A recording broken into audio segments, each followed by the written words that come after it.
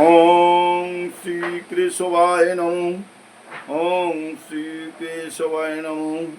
ওম শ্রী কেশবায় নমঃ।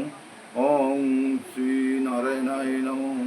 ওম শ্রী নারায়ণায় নমঃ। ওম শ্রী মাধবায় নমঃ। ওম শ্রী মাধবায় নমঃ। ওম শ্রী মাধবায় নমঃ। ওম তদ্বিষ্ণু परमं पदं सदा पश्यन्ति सूरयो दिविव चक्षुराततम्। ॐ तद्विष्णु परमं पदं सदा पश्यन्ति सूरयो दिविव चक्षुराततम्। हरे कृष्ण कृष्ण कृष्ण हरे हरे, हरे राम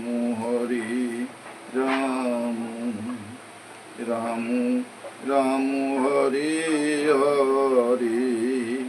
अज्ञानतिमिरन्धस्य ज्ञानाञ्जनशलाकया चक्षुरुन्मीलितं येन तस्मै श्रीगुरवे नमः। अज्ञानतिमिरन्धस्य ज्ञानाञ्जनशलाकया चक्षुरुन्मीलितं येन तस्मै श्रीगुरवे नमः।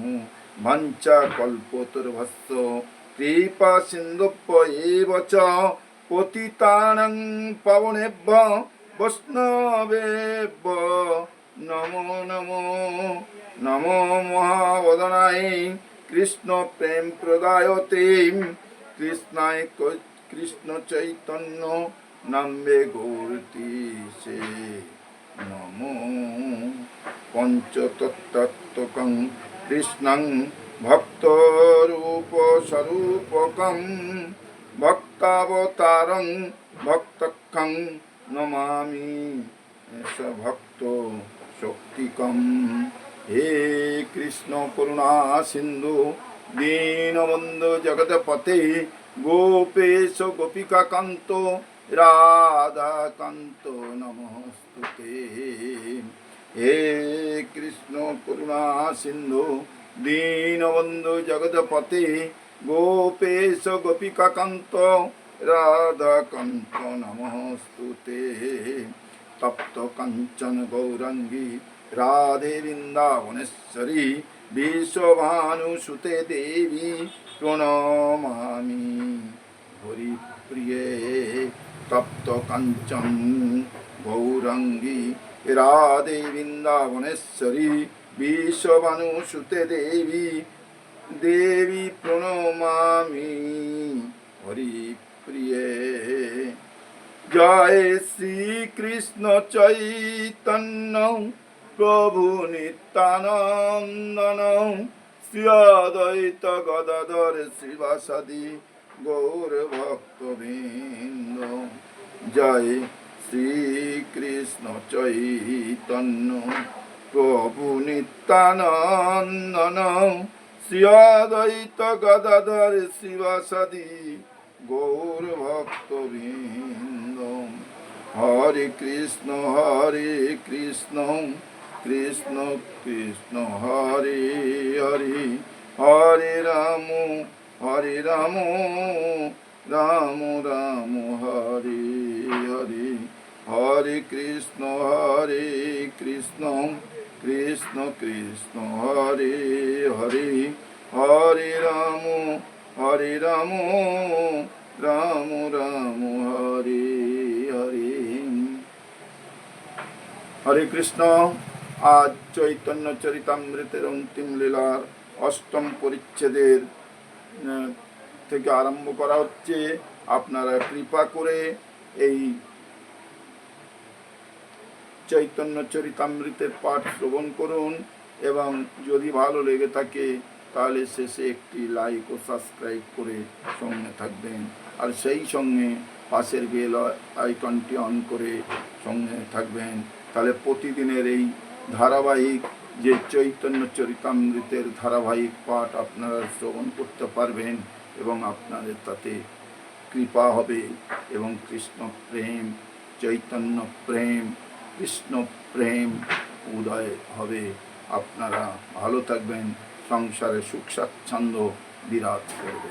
তাই আপনাদের চরণে কোটি কোটি প্রণাম জানিয়ে আজকের এই যে চারি যুগে ভগবান যে তারক ব্রহ্ম নাম ছিল তার সংক্ষিপ্ত কয়েকটা কথা আজ একাদশী ইন্দিরা একাদশীর দিনে আপনাদের সামনে তা বলবো। আপনারা জানি সবাই একাদশী ব্রত পালন করেছেন, ভক্ত, কৃষ্ণ ভক্ত, গৌর ভক্ত এবং বৈষ্ণব ব্রাহ্মণগণ, আপনাদের চরণে শত শত সহস্র কোটি দণ্ডবত জানিয়ে এই চারি যুগে যে তারক ব্রহ্ম নাম ছিল সেই নাম কিভাবে ছিল তা আপনাদের সামনে তুলে ধরা হচ্ছে। সত্য যুগে নারায়ণ পরবেদ্যা, নারায়ণ পরাক্ষরাম, নারায়ণ পরামুক্তি, নারায়ণ পরাগতি, নারায়ণ পরাবেতাম, নারায়ণ পরাক্ষরাম, নারায়ণ পরমুক্তি, নারায়ণ পরগতি। ত্রেতা যুগে শ্রী ত্রেতা যুগে রাম নারায়ণস্তম মুকুন্দ মধুসূদন, কৃষ্ণ কেশব কংসারে হরে বৈকুণ্ঠ বামন। রাম নারায়ণস্তম মুকুন্দ মধুসূদন, কৃষ্ণ কেশব কংসারে হরে বৈকুণ্ঠ বামন। দাপরে হরে মুরারে মধু কৈট ভারে, গোপাল গোবিন্দ মুকুন্দ সৌরে, যজ্ঞেশ নারায়ণ কৃষ্ণ বিষ্ণু, নিরাশ্রয়ং মাং জগদীশ রক্ষ, হরি মুরারি মধু কৈট ভারে, গোপাল গোবিন্দ মুকুন্দ সৌরে, যোগেশ নারায়ণ কৃষ্ণ বিষ্ণু, নিরাশ্রয়ং মাং জগদীশ রক্ষ। কলিযুগে হরে কৃষ্ণ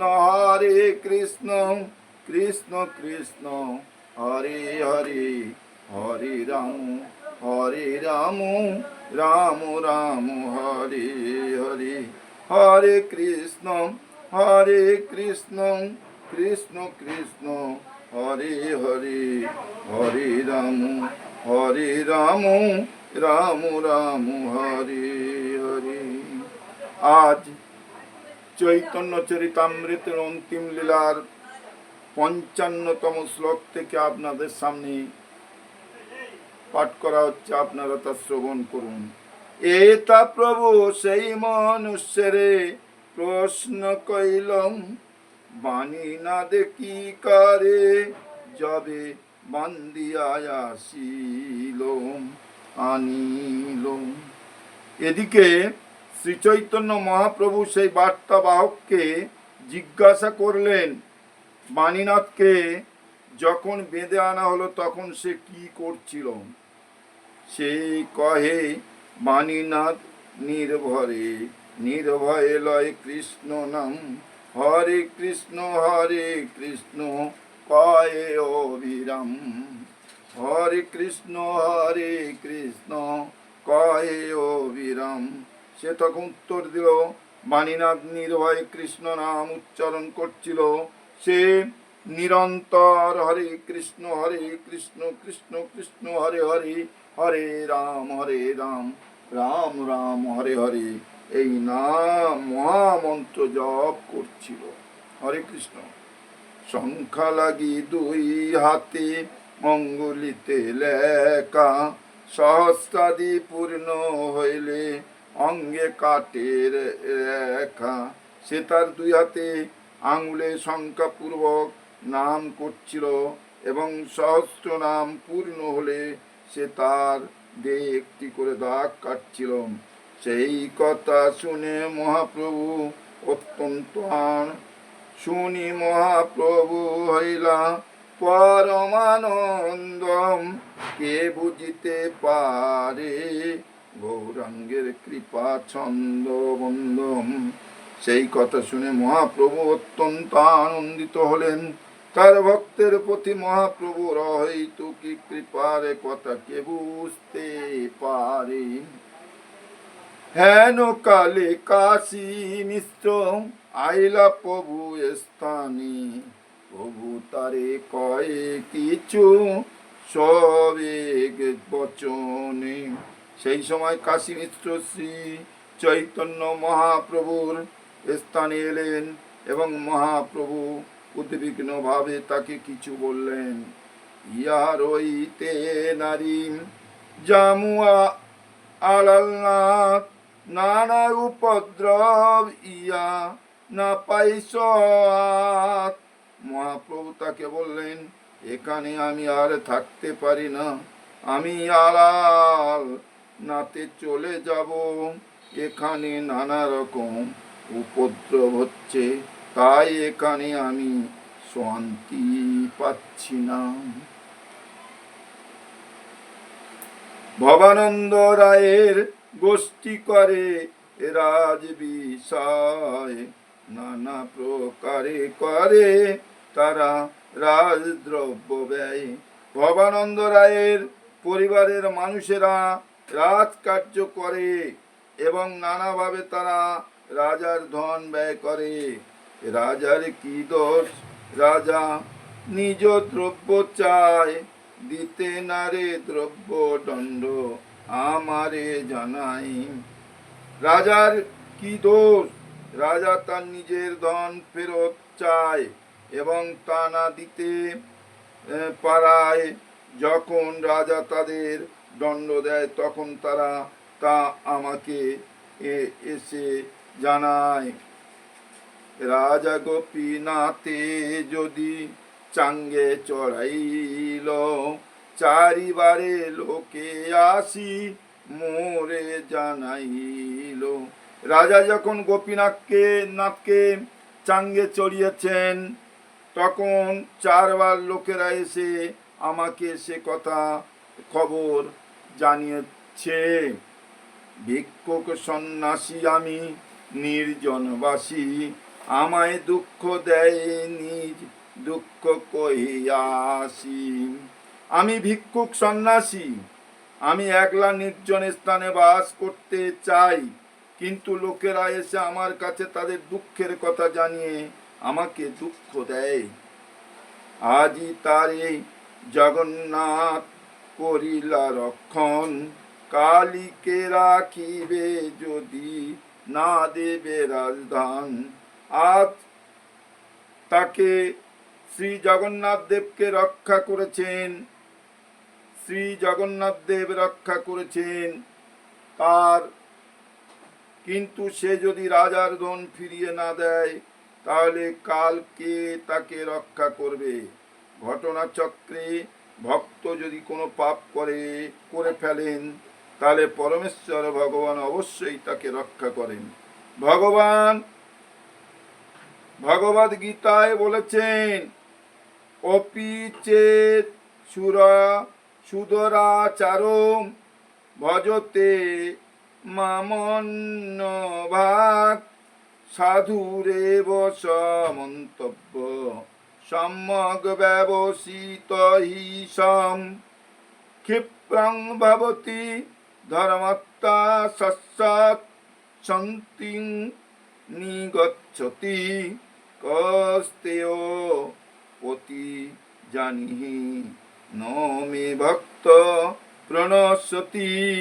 অত্যন্ত দুরাচারী ব্যক্তিও যদি অনন্য ভক্তি সহকারে আমাকে ভজনা করে, তাহলে তাকে সাধু বলে বিবেচনা করা উচিত, কেননা সে যথার্থ মার্গে অধিষ্ঠিত। অবশ্যই শীঘ্রই সে ধর্মাত্মায় পরিণত হয় এবং প্রকৃত শান্তি লাভ করে। হে কুন্তেয় নির্ভীকভাবে ঘোষণা করো যে আমার ভক্তের কখনো বিনাশ হয় না। কিন্তু কোন ভক্ত বা ভক্তের মতো অভিনয়কারী ব্যক্তি যদি স্বেচ্ছায় বারবার পাপ কর্ম করতে থাকে এবং মনে করে যে শ্রীকৃষ্ণ তাকে রক্ষা করবেন, তাহলে কৃষ্ণ তাকে রক্ষা করেন না, রক্ষা করেন না, শ্রীকৃষ্ণ তাকে রক্ষা করেন না। তাই শ্রী চৈতন্য মহাপ্রভু বলেছেন, কালীকে রাখিবে যদি না দিবে রাজদান। শ্রী জগন্নাথ দেব গোপীনাথ পট্টনায়ককে আজ রক্ষা করেছেন, কিন্তু সে যদি আবার এরকম অন্যায় আচরণ করে, তাহলে কে তাকে রক্ষা করবে? শ্রী চৈতন্য মহাপ্রভু এইভাবে মূর্খ ভক্তদের সাবধান করে দিচ্ছেন যে তারা যদি পাপ কর্ম করতে থাকে, তাহলে শ্রী জগন্নাথ দেব তাদের রক্ষা করবেন না। বিষয়ের বার্তা শুনি ক্ষুব্ধ হয় মন, তাতেইয়া রহি মোর নাই প্রয়োজন। বিষয়ীদের কার্যকলাপের কথা শুনলে আমার মন ক্ষুব্ধ হয়, তাই আমি তার এখানে থাকতে চাই না।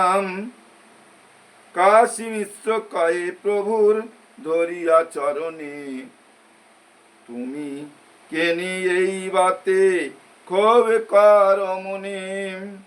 শ্রী কাশীনাথ মিশ্র তখন শ্রী চৈতন্য মহাপ্রভু শ্রীপাদ পদ্ম ধরে বললেন, আপনি কেন এই ব্যাপারে অন্তরে বিচলিত হচ্ছেন?